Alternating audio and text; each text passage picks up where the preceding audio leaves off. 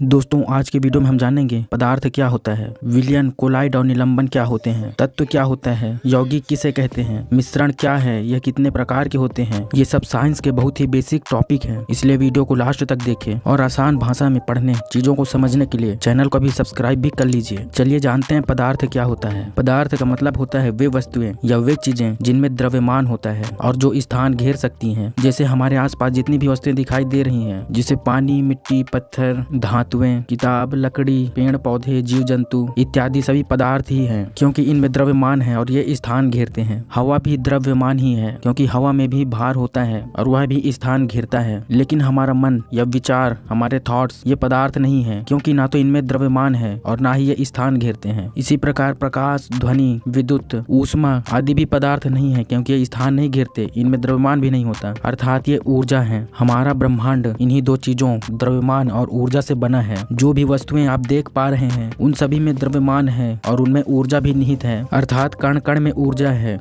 ऊर्जा को ना तो उत्पन्न किया जा सकता है और ना ही नष्ट, इसे केवल एक रूप से दूसरे रूप में बदला जा सकता है। इसे ऊर्जा संरक्षण का नियम भी कहते हैं। इसी प्रकार द्रव्यमान को भी ना तो उत्पन्न किया जा सकता है और ना ही नष्ट किया जा सकता है। इसे पदार्थ की अविनाशिता का नियम या द्रव्यमान संरक्षण का नियम भी कहते हैं। इसे लवाइजिए ने प्रतिपादित किया था। पदार्थ मुख्यतः तीन प्रकार के होते हैं, ठोस, द्रव तथा गैस। ठोस का घनत्व ज्यादा होता है, इनकी आकृति व आकार निश्चित होती है, ये बहते नहीं है, जबकि द्रव की आकृति निश्चित नहीं होती, ये बह सकते हैं। इनका घनत्व ठोस की अपेक्षा कम होता है, जबकि गैस का घनत्व तो बहुत कम होता है और ये भी बह सकते हैं और इनकी आकृति भी निश्चित नहीं होती। इनका घनत्व इतना कम होता है कि ये हमें आंख से दिखाई भी नहीं देते। हमारे आसपास उपस्थित पदार्थ तत्व, यौगिक या मिश्रण होते हैं। तत्व सबसे शुद्धतम पदार्थ होते हैं जो किसी अन्य पदार्थ से नहीं बने होते या जिन्हें रासायनिक विधियों द्वारा दो या दो से अधिक सरल पदार्थों में विभाजित नहीं किया जा सकता, जैसे सोडियम, लोहा, सोना, चांदी, तांबा, मैग्नीशियम, कैल्शियम इत्यादि तत्व हैं जो सरलतम तथा शुद्धतम पदार्थ हैं। इसी प्रकार पृथ्वी पर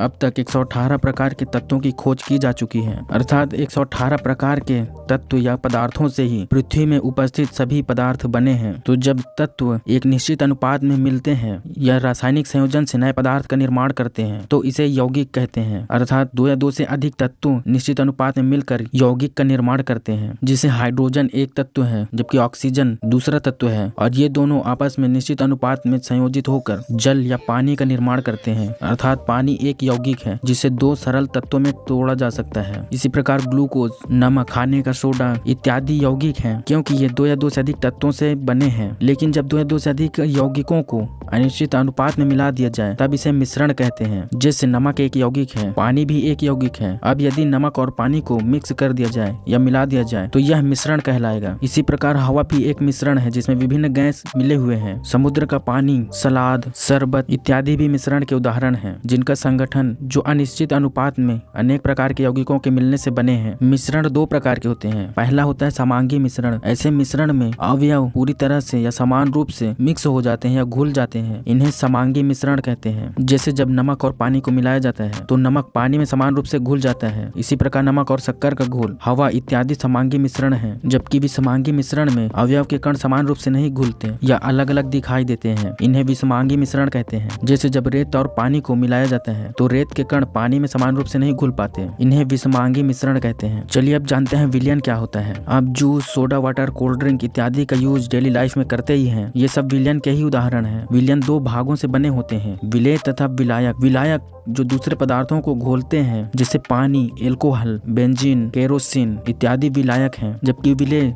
जो विलायक में घुलते हैं या जो कम मात्रा में होते हैं, जैसे नमक को पानी में घोलना, शक्कर को पानी में घोलना इत्यादि। तो नमक और शक्कर विलेय हैं जो घुल रहे हैं। जब विलेय समान रूप से विलायक में घुल जाते हैं, विलेय के कण दिखाई नहीं देते या तली में नहीं बैठते, इन्हें छानकर अलग नहीं किया जा सकता, तो इन्हें विलयन कहते हैं। विलयन भी दो प्रकार के होते हैं। पहला है असंतृप्त विलयन। जब विलायक में विलेय की मात्रा को घोलना संभव हो तो इसे असंतृप्त विलयन कहेंगे। लेकिन क्या हो जब विलेय को विलायक में अनिश्चित समय तक घोलते जाएं तो एक समय ऐसा आता है कि विलेय को विलायक में घोलना संभव नहीं होता और वह नहीं घुलता, तली में बैठने लगता है, तो इसे संतृप्त विलयन कहते कहते हैं। अर्थात जब विलय को विलायक में घोलना संभव ना हो तो इसे संतृप्त विलयन कहते हैं। और यदि जब विलय को विलायक में घोलने पर समान रूप से न घुले, उसके कण तली में बैठ जाएं, इन्हें छानकर अलग किया जा सके और उनमें प्रकाश का पथ भी दिखाई दे, तब इन्हें निलंबन कहेंगे। जिससे रेत और पानी को मिलाने पर रेत के कण तली में बैठ जाते हैं, इन्हें छानकर अलग किया जा सकता है और ये समान रूप से नहीं घुलते, इस प्रकार ये निलंबन कहलाएंगे। लेकिन एक अवस्था ऐसी भी होती है जिसमें विलय के कण ना तो समान रूप से घुलते हैं और ना ही तली में बैठते हैं, बल्कि विलायक में अनियमित रूप से गति करते रहते हैं। इन्हें छानकर अलग नहीं किया जा सकता, लेकिन विलय के कण दिखाई देते हैं, तब इस अवस्था को कोलाइड कहते हैं। जैसे दूध और पानी को मिलाना, पानी में स्याही को मिलाना। कोलाइड में विलय के कण विलायक में अनियमित रूप से गति करते रहते हैं। इस घटना को सबसे पहले रॉबर्ट ब्राउन ने देखा, इसलिए इसे ब्राउनी गति कहते हैं। जबकि कोलाइड में प्रकाश फैल जाता है, जिसके कारण उसका रास्ता या मार्ग दिखाई देता है। इस घटना को टिंडल प्रभाव कहते हैं। अब आप जान चुके हैं विलयन, कोलाइड और निलंबन क्या होते हैं, तत्व, यौगिक तथा मिश्रण क्या होते हैं। अगर आपके कोई डाउट्स हैं तो हमें कमेंट कीजिए और इसी प्रकार की वीडियोस के लिए चैनल को सब्सक्राइब भी कर लीजिए। वीडियो को पूरा देखने के लिए आपका बहुत बहुत धन्यवाद।